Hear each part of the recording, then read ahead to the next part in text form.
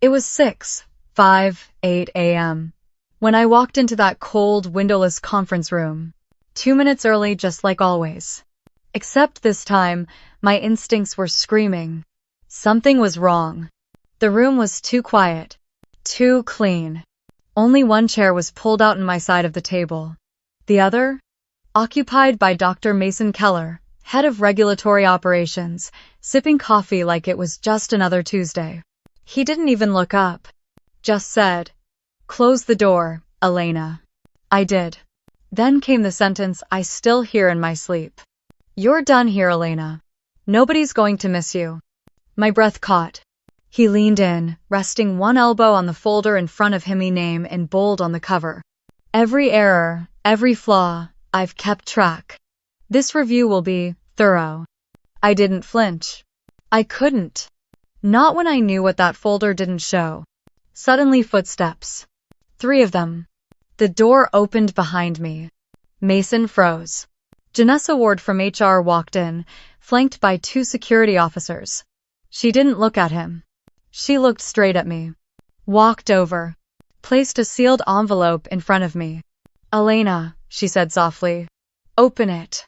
Mason's expression shifted from smug certainty to something I'd never seen before. Fear. Inside the envelope wasn't a termination notice. It was confirmation that someone had finally seen what I saw, and that everything was about to change. But before I tell you what happened next, you need to know what led to that moment. The months of silence, the systematic sabotage, and the lies Mason built to protect his position no matter the cost. This story isn't just about me. It's about what happens when someone in power believes they're untouchable, and what it takes to bring them down. If you've ever watched someone abuse their power at work and get away with it, leave a comment that says, "Not this time." This story is for you. Before Austin, things made sense. I had spent the last 4 years working in the Denver branch of Rivatech, quietly rising through the ranks of our biomedical compliance division. I wasn't flashy. I didn't play office politics, but I delivered. Every quarter, every deadline, every audit. When our biggest product line faced a near-disastrous recall, I was the one who flagged the anomaly early, rewrote the risk protocols, and helped prevent a multi-million-dollar fallout. My reward? A relocation. Specifically, to the Austin headquarters. Big opportunity, they said. More visibility, they said. What they didn't say was that I'd be walking into a storm. From the outside, the Austin office looked like a dream. Floor-to-ceiling glass. A rooftop garden. A reputation for innovation and speed. It housed our AI-integrated diagnostic team, supposedly the crown jewel of Rivatech. My official title was Senior Risk Integration Specialist. Unofficially, I was there to tighten processes, elevate standards, and though no one said it out loud, clean up quietly.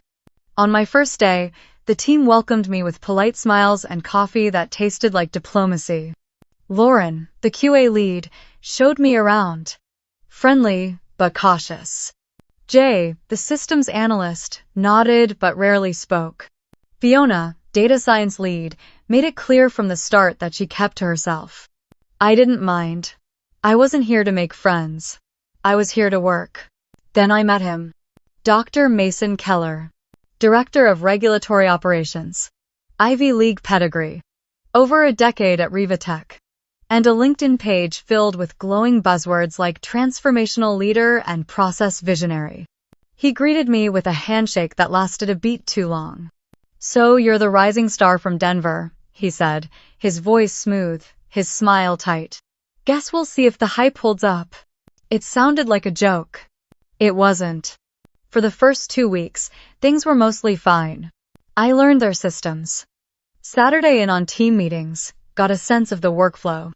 Mason wasn't overly warm, but he wasn't hostile either. He was observing. By the end of week 3, I started noticing the shift. Comments in meetings that landed like micro-cuts. "That's not how we usually handle risk here. You'll adjust once you're used to how we do things. It's different in headquarters." Less hand-holding. And always said with a smile. The team started pulling back too. Not overtly, but enough to notice. Lauren stopped looping me into her QA drafts. Fiona declined a joint review I'd proposed, citing bandwidth issues. Jay just avoided eye contact. I wasn't sure if it was me, or if I'd walked into something unspoken. But one thing became clear. I wasn't just the new hire. I was a disruption. And Mason? He was the gatekeeper. The way he watched me in meetings, calm, quiet, calculating, it was like he was waiting for something. A slip-up. A mistake. A moment he could pounce on. But I didn't give him one. Not yet. It didn't happen all at once. That's the thing about workplace sabotage, it rarely kicks down the door. It creeps in through the cracks. Quiet. Precise. Surgical. The first time, I almost brushed it off. I'd missed an internal meeting about a compliance system overhaul. When I asked Lauren why I hadn't received the invite, she looked confused. Didn't you get the thread? Mason seized the whole team. I double-checked. Nothing. Later, Mason told me with a casual shrug. Must have been an email glitch. I'll loop you in next time. No apology. No explanation. Just that look like he was cataloging my reaction. I didn't push. One missed meeting wasn't the end of the world. But then it happened again. An internal memo about changes to incident reporting protocols? Everyone got it except me. A revised timeline for the audit prep? My copy had outdated milestones. My name? Suddenly missing from team-wide emails. Each time I asked, I got the same calm response. Oh, weird. That's strange, let me look into it. Tech's been acting up lately. Always delivered with that same smile that didn't reach his eyes. I started double-checking everything. Triple-checking, even. I stayed late.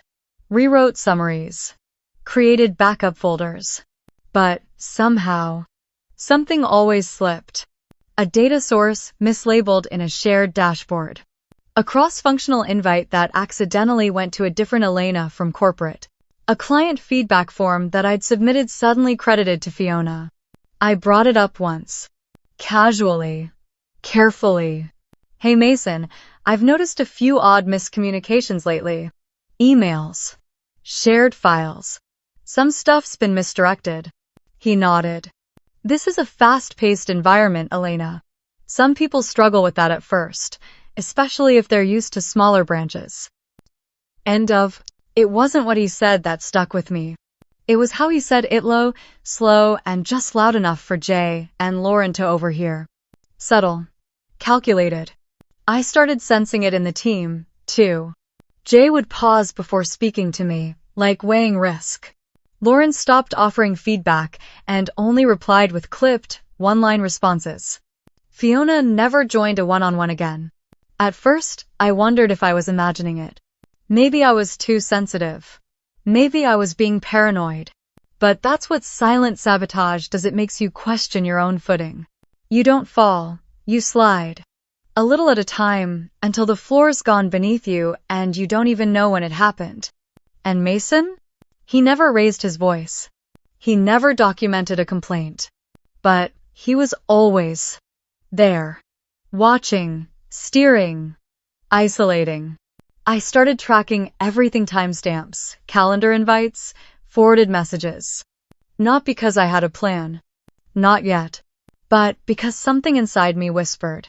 You'll need proof later. Even if you don't know why. There's a moment when someone steals credit for your work where time slows down. You hear the words, you feel the air shift, you see eyes turning toward you. But your mind refuses to accept it. That moment happened to me in a Thursday morning strategy meeting.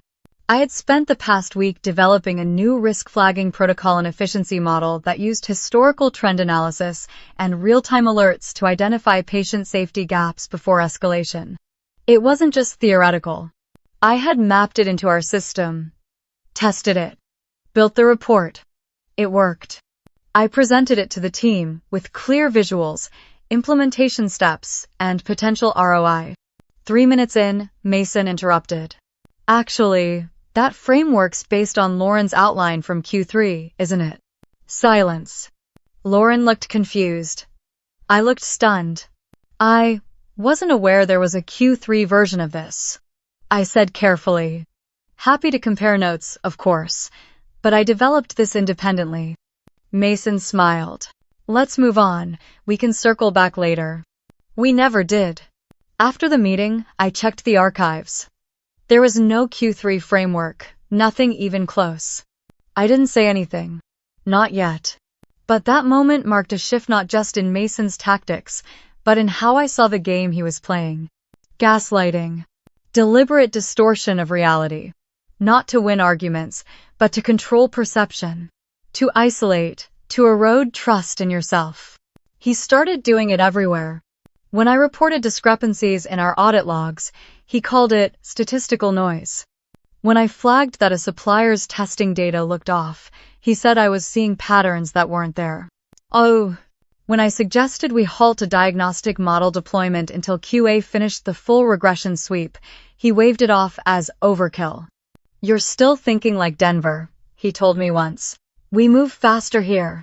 He made it sound like I was fragile, like caution equaled incompetence. And when I pushed back, even gently, he'd smile and remind me that he valued my perspective right before changing the topic, rewording the issue, or removing me from the next meeting entirely. The most damaging part. It worked.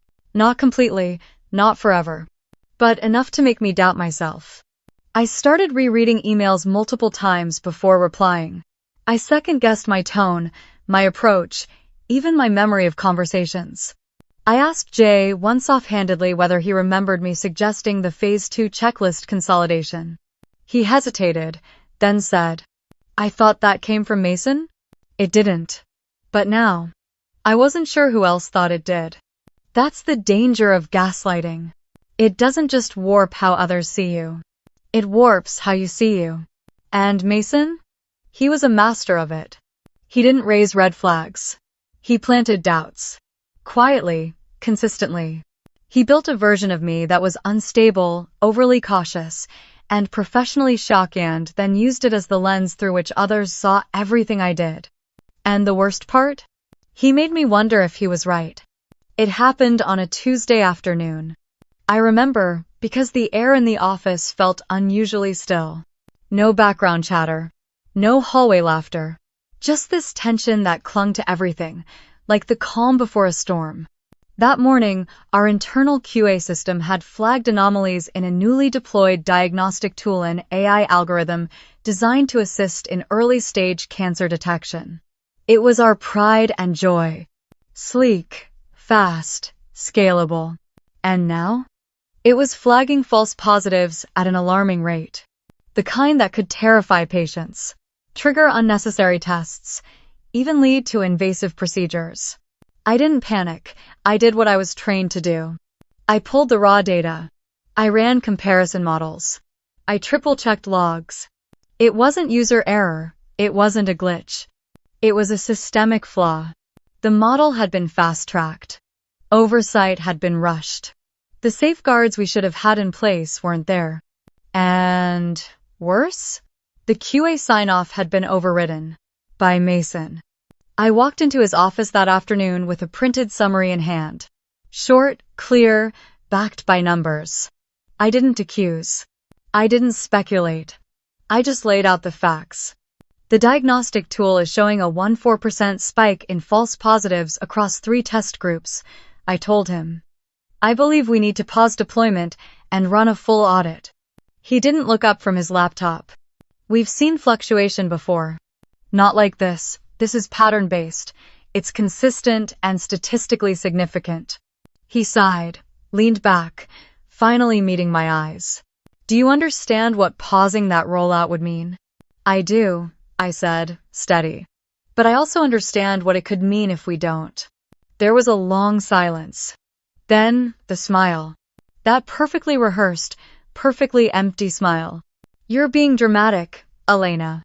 These things normalize with scale. They won't, I said, firmer now. The training data was incomplete. We're going live with a model that hasn't been validated for edge case anomalies. Another silence.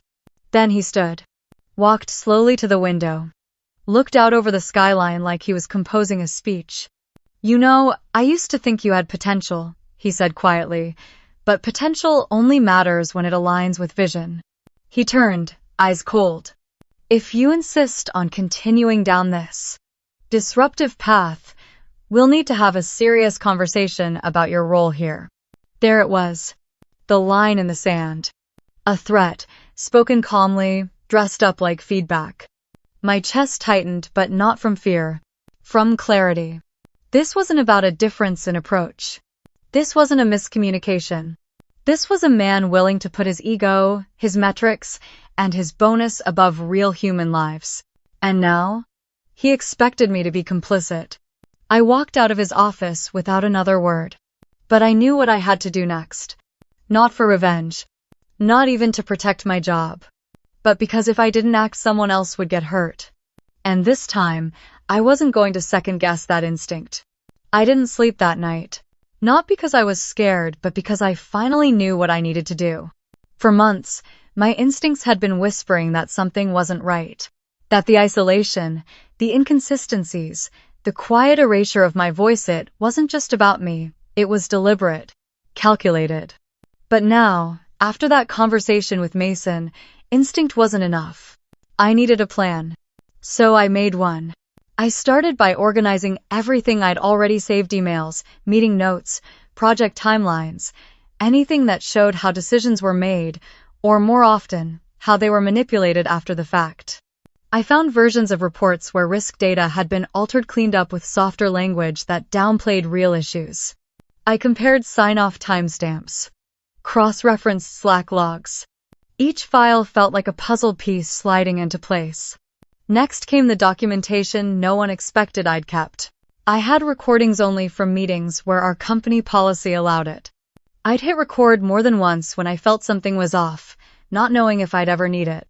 Now, they were gold. There was one clip in particular, just audio from a metrics review session. Mason had said, "If we freeze deployment now, we'll lose 6 figures in momentum." And frankly, I don't have the bandwidth to re-justify the whole model to the board. He knew. He knew the risk. And he chose to suppress it. That changed everything. I built 3 folders. One for personal harassment. The missed emails, the performance slights, the systematic erasure. One for professional misconduct. The altered reports, the AI deployment, the decision-making trail. And one for safety violations. The patient data, the QA flags, the conversations that couldn't be explained away. I encrypted the entire set, backed it up to a secure cloud, and drafted an email address to 3 people. Janessa Ward, Director of HR Compliance, Revitech's General Counsel, and a confidential inbox listed in our ethics policy that reported directly to the board's audit committee. I didn't hit send yet. Not because I was unsure, but because I needed to time it right. I waited until 8:40 p.m. when the building was mostly dark and quiet. Then I wrote a single paragraph. The following files represent a documented pattern of professional misconduct, including data suppression and possible regulatory violations. I'm scheduled for a mandatory performance review tomorrow morning at 7:00 a.m., a meeting I believe may be retaliatory in nature. I'm requesting immediate review and intervention. I read it twice. Then I clicked send. At 9:17 p.m., I received the reply. Short. Direct. Received. Do not discuss. Attend the meeting as scheduled. That was it.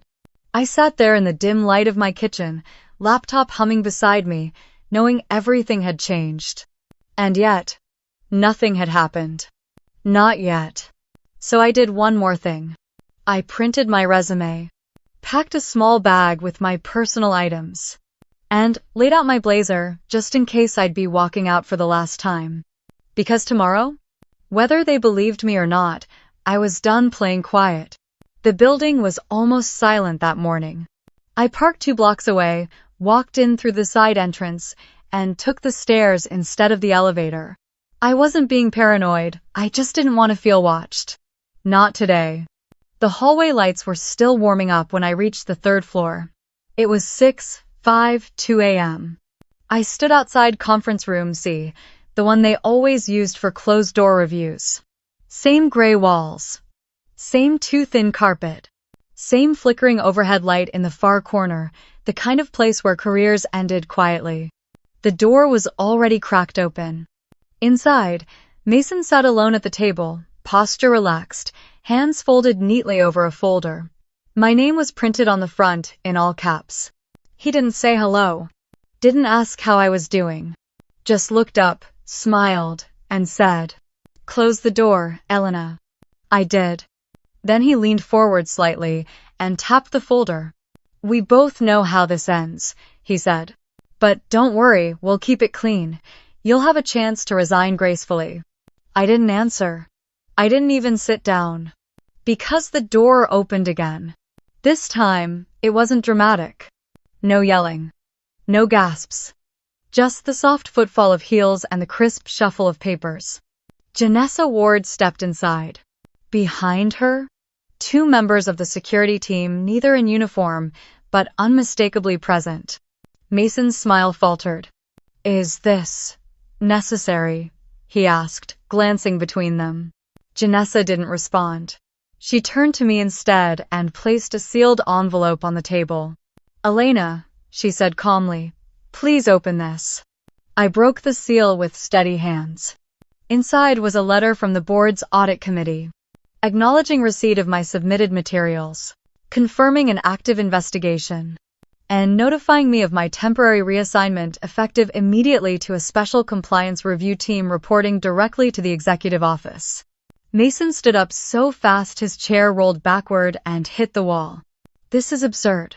Whatever she sent you, it's one-sided. Incomplete. She's been unstable for months." Janessa remained composed. "We've reviewed both your documentation and hers. The discrepancies are significant." He blinked. "You're taking her word over mine?" "We're taking the evidence," she replied. "And this conversation is now over." Mason's jaw clenched. His voice dropped low, quiet enough that only I could hear it. "You think this is a win? This isn't over." But something in his eyes had changed. There was no smugness. No control. Just a flicker of something I hadn't seen from him before. Fear. He didn't say another word as security walked him out. I stayed behind for a moment, the envelope still open in my hands, the air in the room impossibly still. I didn't feel triumphant. I didn't feel angry.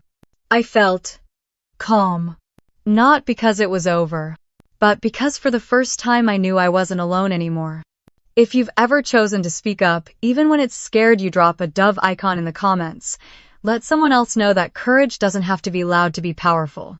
The elevator ride to the top floor felt like moving between worlds. 2 hours earlier, I'd been preparing for unemployment. Now the same badge that could have been deactivated was granting me access to Executive 4-2, an entire level I'd only seen in onboarding videos. The doors opened on a hushed lobby of soft lighting and framed patents. A young assistant introducing herself simply as Mara guided me past glass offices into a boardroom twice the size of conference room C and 10 times brighter. Sunlight poured in from a full-length window wall, catching the skyline I'd hardly noticed these past months. 9 people waited, faces I recognized from quarterly newsletters, earnings calls, LinkedIn headlines. At the head of the table sat Adele Carrington, our chief compliance officer, flanked by Gavin Rowe, chair of the audit committee. They stood as I entered, an unspoken gesture that unsettled me more than any glare Mason had ever given. Mara whispered, "Water, tea, or coffee?" I shook my head. My throat was already too tight to swallow. Adele gestured to the seat directly opposite her. "Miss Monroe, thank you for joining us on short notice." My voice sounded steadier than I felt. "Of course." The room settled, the door clicked shut. A discreet red light on the ceiling indicated the session was being recorded. Gavin started. "We've reviewed the preliminary packet you submitted last night. We'd like you to walk us through 3 areas: data suppression in the diagnostic rollout, alterations to risk language in quarterly reports, and the pattern of performance manipulation inside Mason Keller's division." He wasn't asking. He was handing me the floor. I plugged in my flash drive, brought up a slide deck, simple, black text on white, no branding flair. The first slide showed two nearly identical QA charts, one distributed to leadership, the other hidden in a restricted folder Mason thought no one else could access. Slide A is what senior management saw, I said.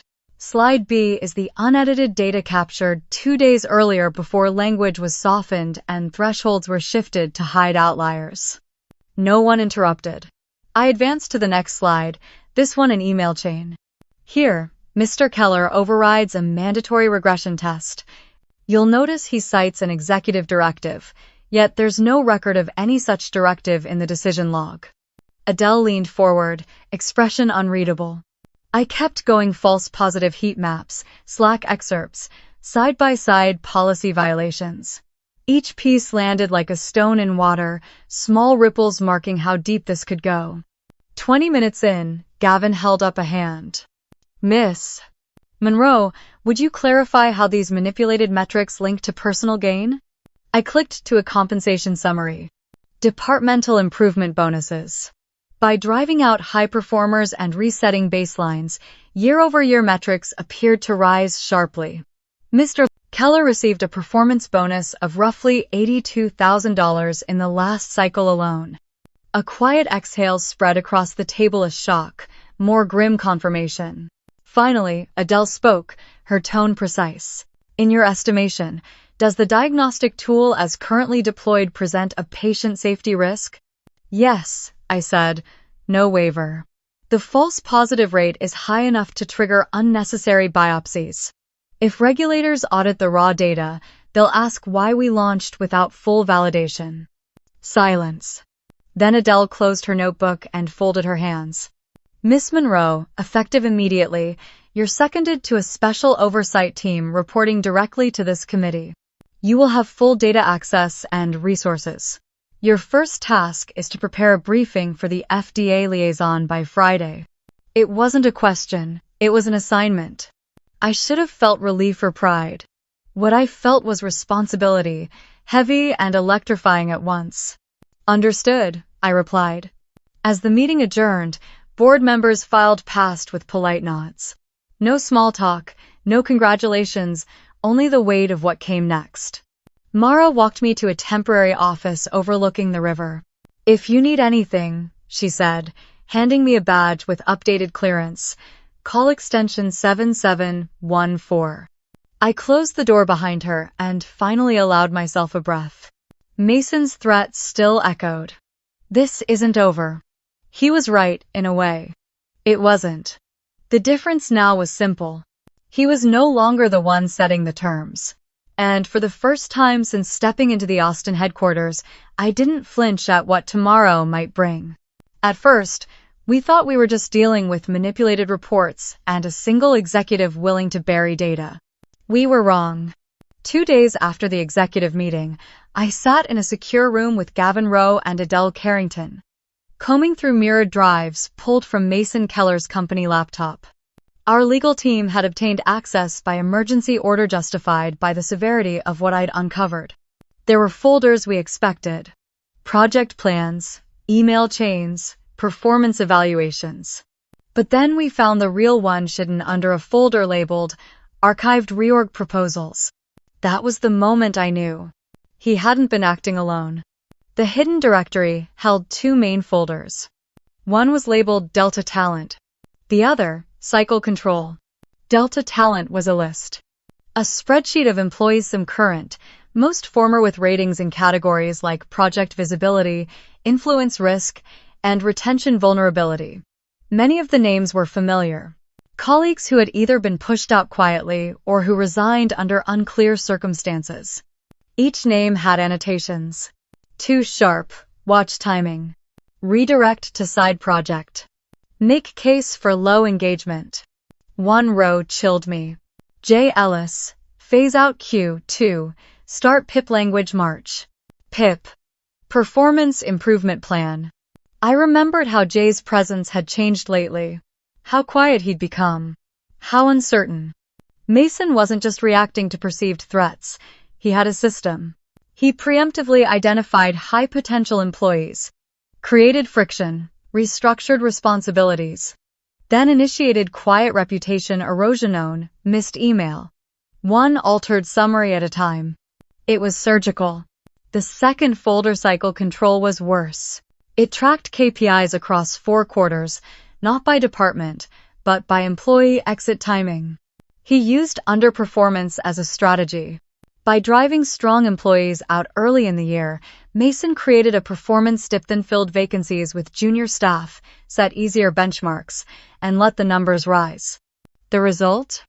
Apparent year-over-year improvement, a stronger leadership image, and a performance bonus that grew each time. Gavin leaned back in his chair, stunned. This isn't just unethical, it's systemized fraud. Adele didn't blink. How many people knew? We kept digging. Emails revealed casual collaboration with a former HR manager, someone who'd left 6 months earlier, just as complaints against Mason began disappearing from the record. She'd been his classmate. They'd worked in tandem, routing performance flags, deleting escalation tickets before they reached compliance. We found one complaint that had never been closed, only renamed in the system. Filed by Fiona 9 months ago. Marked resolved lack of supporting evidence. IF. It hadn't even been opened. When I visited Fiona the next morning, she looked stunned to see me. Is this about what I think it's about? She asked. I nodded and told her what we'd found. She closed her eyes. He made me feel like I was the problem, that I was being too sensitive. You weren't, I said. You were early. Later that day, Adele briefed the executive team. The room was silent as we laid out Mason's pattern. A 4-year history of targeted attrition, falsified trends, and high-stakes suppression. No one said it out loud, but we all knew this wasn't just a personnel issue anymore. This was going to regulators. And for the first time in a long time, I felt the ground shift back beneath my feet. 3 days after we uncovered the hidden files, the first domino fell. It came in the form of a letter printed on crisp corporate letterhead, slid across a long conference table without ceremony. Mason wasn't in the room when the board voted. He wasn't offered a second meeting or a chance to explain. The evidence had done all the talking. The letter terminated his employment for cause, effective immediately. It cited breach of internal integrity policy, manipulation of performance documentation, and suppression of safety-critical information. There were no severance negotiations, no handshakes, no farewell emails. Only a signature, one line, one pin, and a door that would never reopen. But the consequences didn't stop with Mason. The executive team held a closed-door session with the former HR manager, now a contractor at a biotech startup in Arizona. After presenting the digital trace of altered employee records and unresolved complaints, her response was brief. I was just trying to protect a colleague. No remorse. No apology. Her name was quietly added to the internal ethics watch list, and a formal complaint was filed with the HR certification board. She hasn't worked in compliance since. The company, for its part, acted quickly. A full audit of departmental metrics was launched across 5 divisions. Old exit interviews were reopened. Former employees were contacted, names pulled straight from Mason's Delta talent file. That week, I watched something remarkable unfold. Fiona was offered a reinstatement package, including back pay and a promotion she was previously passed over for. Jay, who had been on the edge of a forced performance plan, was reassigned to a senior analytics role with proper mentorship. And me? I was offered more than just a temporary project. Adele called me into her office one morning. Her desk was cleared, except for a slim binder and 2 coffee mugs already waiting for me. You've built something here, she said. Not just a case. A path forward. Inside the binder was a proposal. A newly formed department focused solely on ethical integrity, internal whistleblower protections, and system-based audit trails. At the bottom of the page, Director, Workplace Integrity, Elena Monroe. I stared at it for a moment. Not out of disbelief, but out of gravity.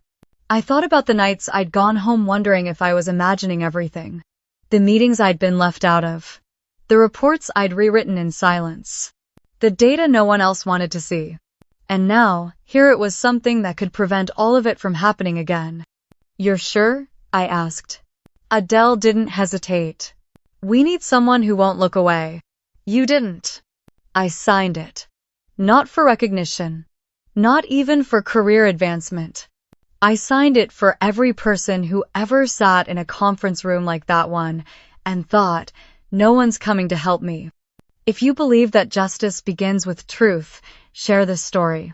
You never know who might be sitting in silence waiting to see if someone like you ever stood up. It started with an empty floor and a whiteboard. My new office was a corner space in the East Wing, unused since before the pandemic. The windows were still dusty. The HVAC still coughed when it started up. But to me, it felt like possibility. Like space to rebuild something from the ashes. We called it Project Ember. A name that wasn't about destruction but what survived it. I wasn't interested in punitive policies or over-engineered compliance structures. What I wanted was simple, a culture that made silence harder to maintain than truth.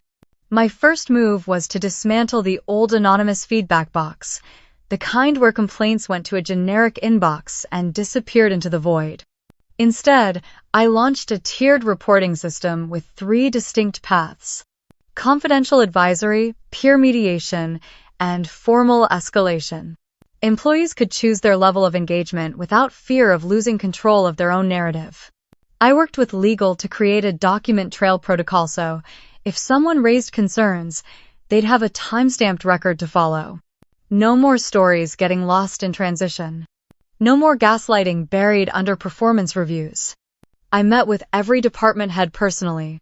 Some were skeptical, some defensive, but most were tired. Tired of pretending things were fine. Tired of holding their breath. Fiona was the first to volunteer for the internal listening sessions. She didn't speak right away, but when she did, it cracked something open. "I thought I was the only one," she said. "I thought maybe I deserved to be left out." That sentence became the cornerstone of our new initiative. No one should ever think they deserve mistreatment. We trained team leads on psychological safety not just as a buzzword, but as a leadership metric.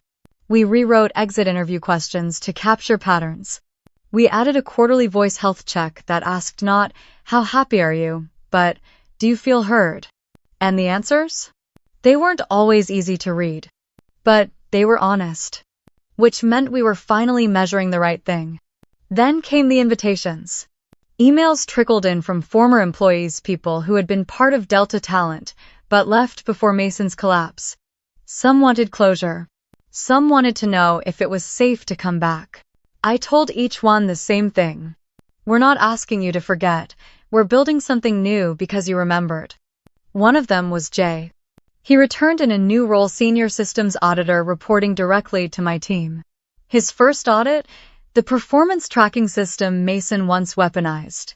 I watched him sit in a room full of data, reviewing every case flagged for underperformance over the last 3 years. His eyes didn't narrow. They studied. "You don't fix damage by covering it," he told me. "You fix it by understanding it." We were doing more than restoring systems. We were reclaiming the very tools that had once been used to silence people.